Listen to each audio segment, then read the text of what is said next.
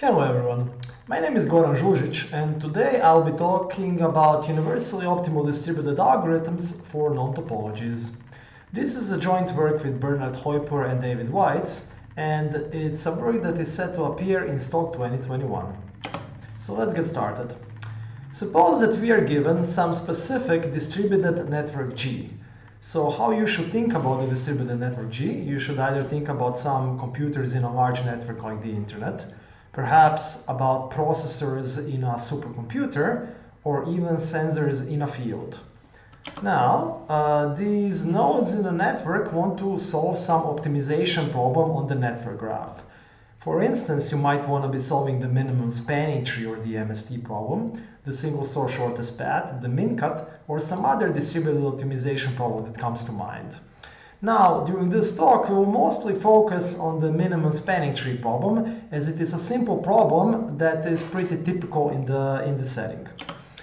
Now, as a short goal to keep in your mind, your goal is to design a distributed minimum spanning tree protocol that is as fast as possible until all the nodes compute the minimum spanning tree of that distributed network G. Okay, before we dive into the specifics, let's discuss why do we even care. Why is the distributed optimization even important? Well, to answer this, I'll tell you that the world is becoming more and more decentralized, as all of you know. So an understanding of distributed algorithmics is getting progressively more and more important by the day. Furthermore, from a theoretical perspective, understanding the fundamental barriers that occur in distributed computing will ultimately lead us to design better algorithms.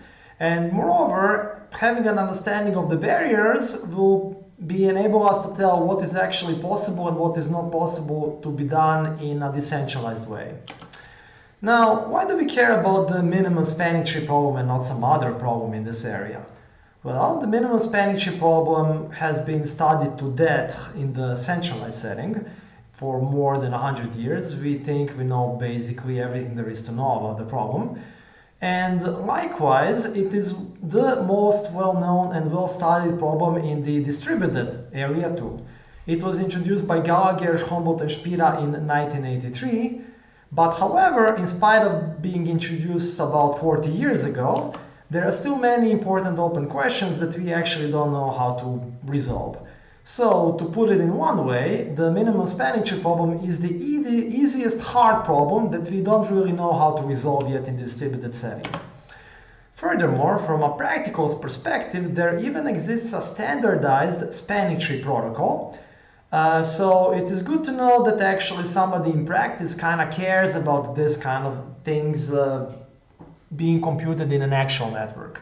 Now, of course, this is a purely theoretical talk, and I do not claim there is any direct link between this and practice. However, it might be possible that ultimately, after combining with many other work, this work being done now might help design better algorithms somewhere in the far future. Now, most of the prior work in this distributed minimum spanning tree area focuses purely on the pathological worst-case graphs. So basically this means there is this one worst-case graph for which you can't really do well, and because of this, nobody really tries to do better on other graphs. However, I don't really think this is a particularly helpful answer, and one can give a better one. I would like to know what is the optimal runtime of the distributed minimum spanning tree and other distributed optimization problems for non-worst case networks G. So this is going to be our guiding question. Alright, so before we dive into the results, we definitely need to specify the formal mathematical model in which this computation actually occurs. This is going to be the classical congest model, and it is formalized in the following way. Our network topology is abstracted as an undirected graph G. So the vertices of this undirected graph are the computers, and the edges are the links connecting those computers. Communication in this model is performed in synchronous rounds. So you have round 1, round 2, round 3, and so on, and every node is perfectly synchronized and one knows when a round starts and ends. During every one of these synchronous rounds, neighbors exchange polylogarithmic bit-sized messages with each other. A neighbor can exchange different messages with different neighbors. Computation in this model is strictly free. So this is a model that doesn't care about computation, but actually cares about the communication. Like, I want to be able to get as much information about the graph and the input such that I can actually compute the required result. However, even though computation is free, we will not be abusing this fact. And initially, nodes only know their immediate neighborhood. So every node knows the IDs of the computers in its neighborhood and knows the part of the input. So for instance, in the minimum spanning tree, it would know the cost of the incident edges to that node and does not know about anything else of the graph. The objective that we want to optimize is to minimize the number of rounds until all the nodes learn enough about the graph to compute the minimum spanning tree of the entire network. All right. So now let's talk about the background for the distributed minimum spanning tree problem. As I said before, it was introduced by Gallagher, Humboldt, and Spira in 1983, and they gave an n log n algorithm that works on every graph. This was later improved by Averbuch in 1987 to an optimal order n algorithm. Now, why do I say this is optimal? Because you could theoretically have a path graph, so something that looks like this, where you have n edges between the leftmost and the rightmost endpoint. So now, if you use less than n rounds, the leftmost and the rightmost endpoint would not be able to even hear from each other, hear about their parts of the input. So clearly, for a global problem like the distributed minimum spanning tree, you should not be able to do anything without at least n rounds. Now, this argument can normally be generalized to the following one. If you have any graph G, you need at least diameter time to compute the minimum spanning tree. So why is this the case? It's completely the same as I said before. So if you have two nodes that are diameter apart, you will need at least d rounds until these two nodes are actually able to communicate. Without d rounds, you will not be able to hear. And d obviously stands for the diameter. Now, knowing that actually diameter is an important parameter, Garay, Kutan, and Peleg develop a more fine-grained algorithm for this setting that works in n to the 0.613 about plus diameter many rounds. And of course is the number of nodes in the network. And now, clearly this is kind of better than the optimal algorithm because now we started parameterizing by the diameter too.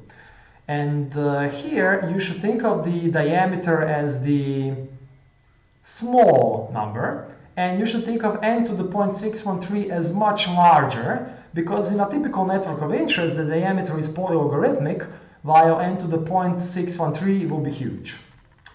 Furthermore, this was then improved by Kutan and Peleg to square root n plus d algorithm that works on every graph. Now, curiously enough, Peleg and Rubinovich proved a few years later that actually there exists one pathological worst-case graph for which you cannot do better. Specifically, that graph has a diameter of log n, so small, but in spite of the small diameter, it needs square root n rounds to actually compute the minimum spanning tree. So in some sense, this is tight on the worst case graph. You cannot do better. You can do square root n plus d everywhere, and you need square root n on this worst case graph. So in some weak sense, the square root n plus d algorithm is optimal if you look at all the graphs. Now, after many years of stagnation in this line of work, the next one that I like to point out is the work of Ghaffari and Hoyper in 2015 that actually proved that on planar graphs one can actually do better. On planar graphs you can actually solve them in diameter rounds. Now, since there is a lower bound that says on every graph you need diameter rounds, and there is an upper bound that says that, well, on planar graphs diameter rounds is enough, clearly this is the best possible result. On planar graphs, you cannot do better than D, and you can do D. I mean, on every graph you cannot do better than D, but here this is like a planar graph is an example where we actually have good algorithms that works in optimal time on them. Furthermore, this was then later extended by Hoyper, Izumi, and me to genus-bounded and tree-bounded graphs. There exists an order D algorithm for them, and later by Hoyper, Lee, and me that you can do on minor free graphs a diameter squared algorithm, which was then later simplified and improved to an order D algorithm for the minor free case. Now you could see that those bounds are matching only for the worst case graph and some special graph classes like the planar graphs and the genus bounded graphs and tree bounded graphs and minor free graphs. So this actually raises a very natural question that was posed by Garay, Kuten, and Peleg in 1993, and that is to close the gap for every graph G. More specifically, you give me a graph G and you ask me what is the graph parameter that characterizes the distributed complexity of the minimum spanning tree problem and other problems. Furthermore, do there exist universally optimal algorithms that are as fast as possible on every possible topology, so those that actually match that graph parameter that determines the distributed complexity? We answer both of these questions, so that's the big reveal. So let's dive into these results a little bit more precisely. Well, the graph parameter in question is the so-called shortcut quality of G. Now this parameter was actually defined in prior work by Ghaffari and Hoyper in 2015. However, it wasn't really clear, it wasn't known at all back then that it had anything to do with the lower bound, and it also was not known that it actually works in every graph G. So, for the lower bound, or the impossibility view, we proved that the distributed minimum spanning tree takes at least shortcut quality of G time on any graph G. So any correct algorithm needs shortcut quality time to compute the correct result. Furthermore, from an upper bound, so that means an algorithmic view, the distributed minimum spanning tree can be actually solved in shortcut quality of G time if the topology is known in advance, but not the input. So now here, I would like to point out that we kind of changed the model on you a little bit. So we assume two things. One, that every node knows the topology in advance. However, the nodes do not really know the input in advance. So the input here in the minimum spanning tree problem is the edge costs. So every node in the beginning only knows the edge costs of its incident edges, but not of the rest of the graph. Well, this known topology is a little bit simplification in the upper bound case, and we do need current to this simplification, but we do believe it can be alleviated in future work. Furthermore, even the lower bound is actually harder to prove in this known topology case, because whenever you get more information, the lower bound gets harder. But I would like to point out that we actually do this, and we prove the lower bound in the known topology case. So we kind of close the gap completely in the known topology case, and we also believe that this actually closes the gap in the general case, but this is currently a conjecture. So what are the consequences of this result? Let's talk a little bit about this. Well, we achieve universal optimality, which means that we give an algorithm that is as fast as possible on every network. You can intuitively think about this as an algorithm that perfectly adapts to the network at hand. And this is, of course, currently achieved in the non-topology setting. The previous notions of optimality that were talked about were so-called existential optimality. That means that a graph is optimal in a class of graphs. So, for instance, when I said the result of order n is optimal, I kind of meant that it is existentially optimal when parameterized by n. Furthermore, the square root n plus d result is also existentially optimal, but this time with the parameterization via n, the number of nodes, and d in the diameter. You could arguably continue this proving existential optimality with an ever-increasing set of parameters until you don't want to do it anymore. However, if you ever prove a universal optimality result, you would cut to every parameterization because a universally optimal algorithm is optimal with respect to all possible parameterizations. So this is like one notion in which universal optimality is very much better than the current versions of optimality that were present in prior work. Now these results can actually be applied to other problems. I did talk so far about the minimum span chain, and I'll continue to talk mostly or exclusively about it, but we actually provide a very general framework that actually works for the approximate distributed shortest paths, approximate distributed min cut, distributed connectivity verification, and other problems. And for all of those problems, the shortcut quality of G characterizes all of the runtimes. So actually, you could think about this problem as forming a new complexity class, because all of these problems that I said kind of introduce to each other.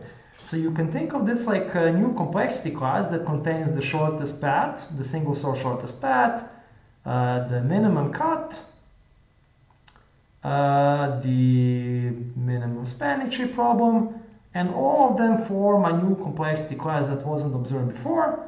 And they, on every graph, they have a runtime of the shortcut quality of G. All right. During this version of the talk, I am going to treat shortcuts as a black box. While I would like to open up the definition and give you more insight about it, this 20 to 25 version of the talk does not allow me to do this. However, I have made a longer version of the talk, which is available now on YouTube, in which I open up the definition, tell you what shortcut and shortcut quality are, and I also give some intuition about how and why they are connected to distributed algorithms. So if you're interested in learning more, please see the long version of the talk. I am now going to give a high-level technical overview of both the upper bound and the lower bound of the paper. So the claim is, for the upper bound, that if we can construct shortcuts efficiently, then we can solve the minimum spanning tree in shortcut quality time as we wanted. So the question is, can we actually construct shortcuts efficiently? We show in this paper that the answer is yes, but currently we only know how to do this in the known topology setting, and this is why we need the known topology assumption for the upper bound. The question, however, is far from easy, because you can think about it in the following way. The challenge is that different parts of the graph need to communicate internally amongst themselves without knowing what the other parts of the graph are. So one part needs to communicate without knowing what other demands for communication are in the graph. Well, you can actually learn a little bit about other parts, but not too much, because you need to be efficient, and during a small number of rounds you can only learn a small amount of information about other parts. You definitely cannot learn all about other demands and parts. So this is even a challenge in the known topology setting, because even though you know the entire topology, you do not know what other demands exist in a graph, what other parts of the graph want to communicate within themselves. So one way to go about it is to make the problem even harder. Let's say we don't want to learn, not only we say we can't learn much about it, let's learn nothing about it. Now, you want that every part of the graph that wants to communicate with itself is completely oblivious about the other parts of the graph, but you still want to be able to get near optimal solutions. This is so-called the oblivious routing problem that has been studied mostly in the literature. So we try to utilize this oblivious routing, and that's the way how we actually go about this. However, in our setting, we need to balance both between the diameter and congestion, whereas standard oblivious routing solutions only optimize for the congestion. So the problem with this is that standard solutions fails. We need to take into account both the diameter and the congestion and jointly optimize between them. This is a completely new problem for which the standard solutions don't really work. So we actually solved this problem in a separate paper called the hop-constrained oblivious routing. And in case you're interested in hearing more, check out the paper or the accompanying talk on YouTube. This paper is also set to appear in STOC 2021. So putting these things together, we have the following theorem for our upper bound. Suppose that all nodes know the topology of G up front, then we can construct shortcuts of near optimal quality Q in order Q many rounds. And consequently, we can also solve the minimum spanning tree in shortcut quality rounds. We now turn to the lower bound side of things. In order to prove the lower bound, that you cannot solve MST faster than shortcut quality time, we will first go through an intermediate problem called the distributed disjointness task. Alright, so what is this task? It is a two-player game between Alice and Bob. So you have Alice and you have Bob, and they are both given a k-bit input x and y. So Alice is given its own k-bit input, let's say 0, 0, 1, 0, and Bob is given its own k-bit input, let's say 0, 1, 1, 1. Now, this game is actually played on a graph. So we are given k node disjoint paths, P1 to Pk, so paths in the graph. So let's say path number 1 looks something like this. We have path number 2, path number 3, and path number 4. There are no disjoint. And Alice controls the heads of these paths. So Alice controls, let's say, these nodes. These are the heads. Whereas Bob controls the tails of these paths. And by controls, I mean it can see all the stuff that the nodes receive. And it can also tell the nodes what to send in the following round. The question is, what is the minimum amount of rounds until both Alice and Bob can decide whether their inputs are disjoint or not? So we say that two bit strings are not disjoint if there exists such an input I, such an index I between 1 and k, such that the ith bit of the Alice's input and the ith bit of Bob's input are both 1. So in this example, the third bit, this one, of Alice's input and the third bit of Bob's input are 1, so they are not disjoint. The problem does not ask us to find a particular index, but it's simply a yes-no decision question where both of them need to find out are they disjoint or not. How they do it, well, the particular index you don't really need to find, you just want to answer yes or no. Now, the theorem that we prove is that this distributed disjointness task is very intricately connected to the shortcut quality. Particularly, given a set of paths P1 to Pk, if you can solve the distributed disjointness task on every subset of these paths in Q rounds, then you can also find shortcut of quality Q for this set of paths. And this is an if and only if condition. One side, that if there exist shortcuts of quality Q, you can solve the distributed disjointness task, is relatively easy, and you can see this if you think about it. However, the other task is somewhat more surprising. Why? Because in order to say that you cannot solve a communication problem of distributed disjointness, if there does not exist these combinatorial objects of shortcuts, seems to be a hard thing to prove. Because, yeah, you're bounding a communication problem via a combinatorial property. However, this kind of results are known in network theory, network coding theory, and information theory, and they are called network coding gaps. And because of this, we proved such a network coding gap for this problem in a separate paper called Network Coding Gaps for Completion Times of Multiple Unicasts. It's a joint work by Bernard Hoyper and David Weitz that appeared in Fox 2020, and a talk is available on YouTube.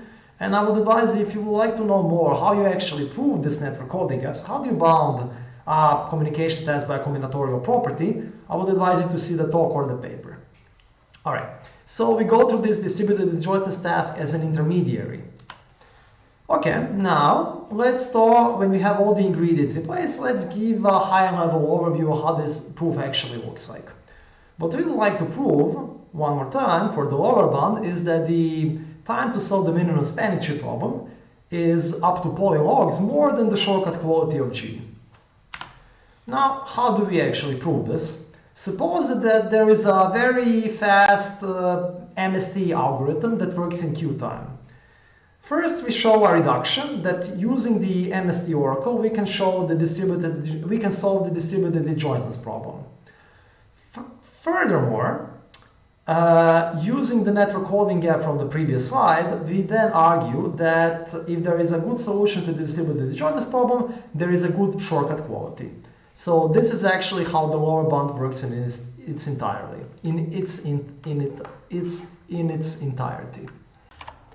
If you would like to know more details about the lower bound and the technicalities behind it, I would like to refer you to the long version of the talk. But for now, we're going to skip this part. So finally, I will conclude and give some open questions. So in this paper, we give the first universal lower bound for problems like the distributed MST, shortest path, mean cut, connectivity verification, and so on. By universal lower bound, I mean like a graph parameter that lower bounds the time to solve those problems on every graph. Nothing like this was known before, as in the only universal lower bound that was known before was the trivial diameter one. So here we showed that shortcut quality is a universal lower bound. And we also show that it can actually be matched. So there exists algorithm that work in O of tilde of shortcut quality time, which actually gives the first universally optimal algorithms, but currently only when the topology is known. Now the obvious natural conjecture is to prove that actually you can do this on every graph, and for this you actually only need to show that shortcuts can be constructed efficiently, or near optimal shortcuts quality Q can be constructed in order Q time up to polylogs. This would actually give a characterization for every topology, so in the usual congest model where you do not know the topology, and would give universally optimal algorithms in every graph. Now, there are many connections of this work to other fields of theoretical computer science, because it's kind of a new result, and to work upon it, we needed to develop tools for many different areas of TCS. So to give a few examples, these include new network coding gaps from information theory. These include new types of oblivious routings from like graph theory and approximation algorithms. And also these include new connections between distributed computing and communication complexity.